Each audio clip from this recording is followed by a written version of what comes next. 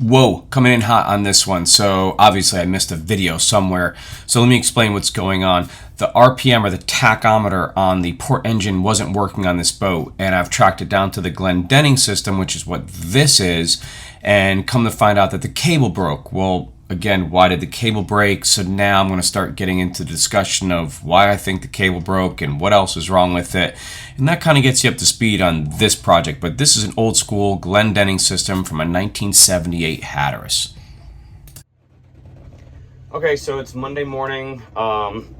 Yesterday was Mother's Day. I almost took the day off, but we own and manage boats, so we didn't. Monday morning, back in the thick of it. This is the 78 Hatteras that we've been working on. We're doing a bunch of work trying to get a bunch of gauges, tachs, and everything else back up and running. So I found that this cable, which is the Glendening cable here, which, where the heck the end is, right here. See, it's got the little, they call that a tang, little nip right on the end of that right there. You can see that. That's called the tang. So that fits into over on this side of the engine room. It fits right there. So that turns right off of the gear from the engine, and that's what produces the RPM, or the speed for the tachometer. So that runs all the way underneath the boat, or in between this engine room and this engine room. It comes up, and here's my brand new cable right here, which has got a square stock on the end of it. That goes into my Glendening. So here's the information. So that little thing right there, okay, sorry. So that little thing right there, that's that square stock. So, you know, why did the cable break in the first place? So instead of just blindly going in and just replacing the cable, you have to stop for just a second and think, why did the cable break? It's a steel cable. Why did it break? So I fired up the engine, and I made sure that the square stock was spinning, which means that I've got good contact over on the engine. And so then I shut it down. I came over here and I took a tiny little pair of pliers, and I should be able to move that by hand. I can't budge it. So I said, well, I'm not going to put the cable in, so we got to think about something else. So then I started moving, which we already had exercised and lubed not too long ago. These are your throttles right here. So this is how the synchronizer works, through the basically computer chip and whatnot. Let me say computer chip, but through the servos and stuff like that. But when I can pull this, and this is what we had serviced before, but now when I look at it, look what's happening. Water is dripping out of it, and look, it's dripping down onto there. So where's the water coming from? Well, I don't know, but if I back out here, I got a water tank right above me. Now I don't know if that's where it's coming from or not, because it looks pretty tight, minus all the denting and stuff like that. But that's probably where it's coming from. So now what I've got to do is rip apart and take off this cover right here. There's a couple bearings inside of there. I'll bet you they're rotted to hell. So I'm gonna have to rip this thing apart and maybe replace the bearings, or get it sent out.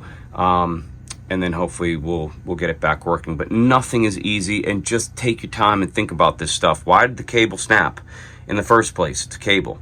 And had I just said, well, screw it, let me just plug it back in here, I would have lost another $300 on another cable. So I'm gonna rip the front cover off of here, and I'll do a video, see what's inside.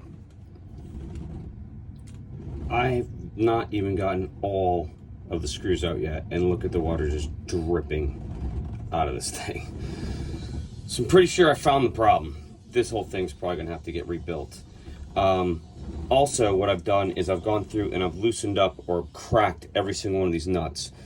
The worst thing is to go through and start one nut, and then literally the last nut you get to, you strip it, you can't get it off. So I go through now and I just take the time and I make sure that all the nuts that I'm working on, or all the screws that I'm working on, will break free. And then I'll go through and then service the unit. But look at all the water dripping out of this thing. Holy God, where did all this water coming from? It's just crazy. And everything's dry in here. You know, I know a long time ago we had fixed this. This was leaking here, so we redid all that. But Yeah, it's crazy.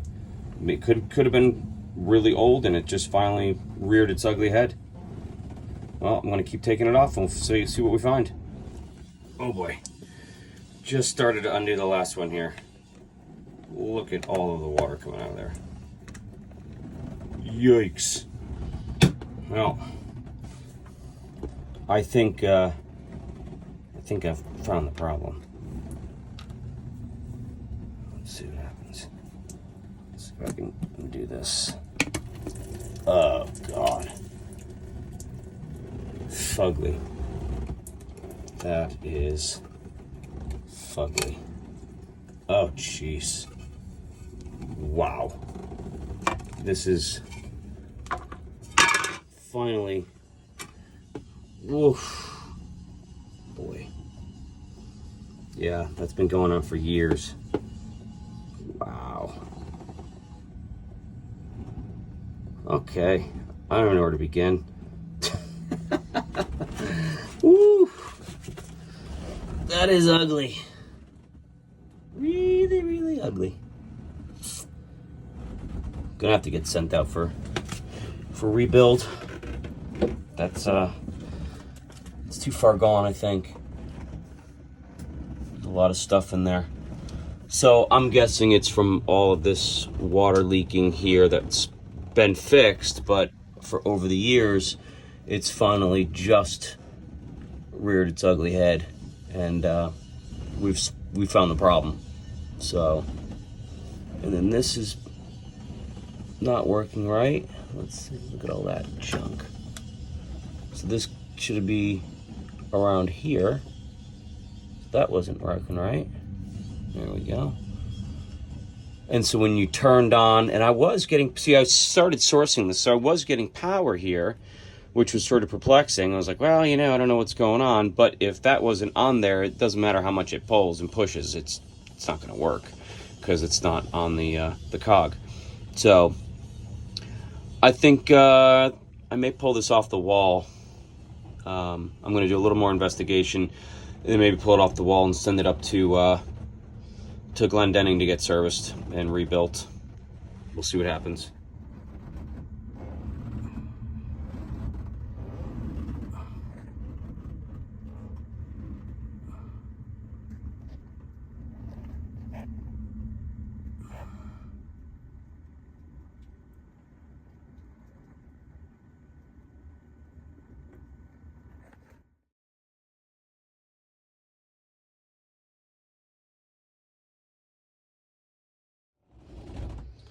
Okay, so I'm just gonna wrap this up because I don't know I'm gonna be back here, but that's the pulse generator there and there, which sends the signal to convert the spinny thing up into an actual RPM. So that is frozen. So that's the bottom one, which makes sense. I just pulled the top one that rotates freely, and that one is for the starboard engine. That one's for the port, which is the one that's not working. So I got a new cable. I've now freed up the worm gear that's inside of there, but that is still frozen. That is attached to that side right there, so that's the reason why it's not spinning. So now the worm gear spins just fine. So I'm trying to source one of these. If I can get that, I can put that back in there, put the things back on, and hopefully we now have tach on both engines. And then I'm just going to go back to working on the synchronizers, which may end up working after I fixed all this crap. So that's gonna be a wrap for this one until I get some new parts. I'll try and do a quick video on this. I'm also working on my trip to the Bahamas on that 43 East Bay. I'm gonna try and start that today, but I'll probably get this one out a little bit quicker. So Glendening issues first, and then I'll tell you all about my trip down theoretically to the Bahamas. May or may not have gotten there, so keep tuned on that one, and hopefully get that out in the next couple of days. It was a longer trip, but until then, Glendening, and we're going to go now take out an air handler on a 90 Broward, and I'll show you that, maybe wrap that into the start of the projects for Monday. All right, good morning. I started the day early. I got a bunch of stuff to do. Still working on putting that air handler in. Show you a couple videos this afternoon of that. I did put out a first segment for our trip down to Florida. Apologize for some of the noise issues that were on there. I kind of did it a little quick, and I thought I looked at it properly, but I didn't. So if you can't hear me, I apologize. I'll do better next time. So this is our Glendening system. I had to rebuild it. It was filled with water, as you remember. So I've cleaned it all out, rebuilt the pulse generators. They were frozen solid, turned everything. I'm gonna again clean it up and lube it all up, but got the new cable attached. So we're gonna fire this up right now. We'll do it with you guys watching. We'll see what happens. I'm hoping for some good starts this morning because we got a lot of work going on. So that is, even though we're on the starboard side, the cable goes to the port. So we're gonna turn the ignition on and we're gonna fire it up and cross your fingers. Hopefully this works. Let's see. Nice. Detroit diesel. Fires right up and it's operating properly. So problem solved. We got both tachs working. I still got to go back to the oil. So I got brand new oil senders and 2 brand new gauges because they're not compatible anymore. So when you replace one, you got to replace all 3. I'm getting good ohms and good resistance down at the sender itself, but I'm not getting anything up here. So I don't know what's going on. Just, you know, a mouse ate a wire or something like that, but we'll have to figure this out. But I know it's working down on the engine. I've just got to now track it back up to here and then back up to the bridge. But we got this working. That was a huge system that was not working properly. So now I've got to see if I can get the actual Glendening system working properly. So we'll see what happens, but off to a good start. That project is complete. We'll wrap it up and we'll send it out the door. Okay, Matt, let's do a quick video to end the day because I came back to help you here. Okay. So I'm in a tiny, well, how surprising. I'm in a tiny little spot, as usual. This is an air handler on a 90-foot Broward that we do work on, and you can see that it's completely shot. So we have a new one installed. Hey, Matt. Matt's down in the bosun's locker down there. That is actually the bow of the boat. So there's your heat coil, and there's the hole right where Matt is. We tried sending it out in my direction through here, right through there. But it's coarse. It's just touching right there. And I've got this thing, this through hull that's in the way. If we had another, I don't know, 1/4 of an inch as usual, we could probably get it to slide out. So we're gonna have to try and lift it from Matt's side and let's see if we can't get it straight up. So we'll see what happens. So that's it. I'll do a video on the other side. All right, bosun's locker. Hey, Matt. What's up? All right, so that was the fan we just ripped out. And then right where Matt is. Oh, God. There's the unit right there. So we just need to undo the heat right there. It's just a coil. So in the wintertime, if it can't keep up, this coil will actually turn on and produce more heat. So that's a heating coil. So we're gonna see if we can't lift it straight up and out. I don't know. We're gonna give it a shot. If not, we're just gonna basically destroy this one. And then we'll have to worry about putting the new one in, but at least we can destroy the old one and make it easy. All right, that may be it for today. I might take a picture when this thing's out, but we'll see what happens. All right, Matt's going back outside. I just got a little electrification. So some of these wires are still alive. Kind of knew that. Had to cut that so we can get this freaking thing out. So Matt's getting back over there. We're gonna try and push again. Electricity still works and it still hurts. So well, we've got that going for us. So maybe right there. Can't tell. It almost just looks like bending of the wires. Anyway, we'll source that and make sure that gets fixed as well. But in the meantime, we're gonna try and get this thing out again. Got electrical tape. Ooh, yeah, electrical tape. I was gonna say, always use the rubber end. I had my hand here and here. That's metal too. So yeah, I would have gotten electrocuted anyway.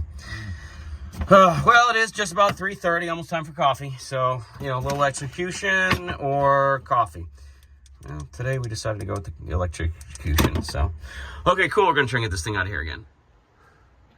Oh, some of that recorded. Whew. We got her out. I don't know how I started recording, but. There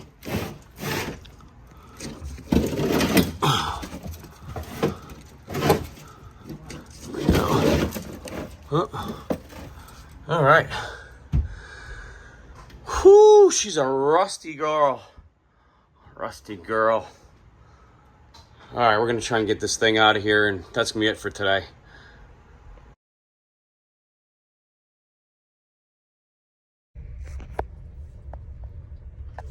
All right, so I've had to take the fan motors off, the cowlings for the fan motors, to get this thing in here, and I'm trying to mock it up now. We have 4 supplies that we're trying to supply, and the problem is that, as you can see, it's short here. It's also short on that other side, but also the height is dramatically different. Probably 3 inches off or something like that. So what's the difference in flow, speed of flow? Probably 3 inches. Let's see if I can get this in here while I'm videotaping. Just for ha-has. It's darn close. 2.5, almost 3 inch difference. So how do I compensate for that and still allow good flow to all 4 supplies? That's what I need to figure out. And here's a supply here, and then here's a supply there. So this side will take care of this and that, but as you can see, the majority of it is getting taken up by this one. So very little is going to go to that side over there. The same thing here. That's a supply, and then that's a supply. So I've got to really figure out how I can do this to make sure I can maximize all of the airflow for all 4 different sections here. So that's what I'm working on now, and what's the best way of doing that. Okay, so on to our next project, or my next project, but it's not here yet. This is the plenum that accommodates 4 different zones for supply side for the air conditioning for this unit that we're installing now. That's all well and good, except for this unit is much smaller space-wise than the other one. So this was the size of the other unit, which accommodated the opening.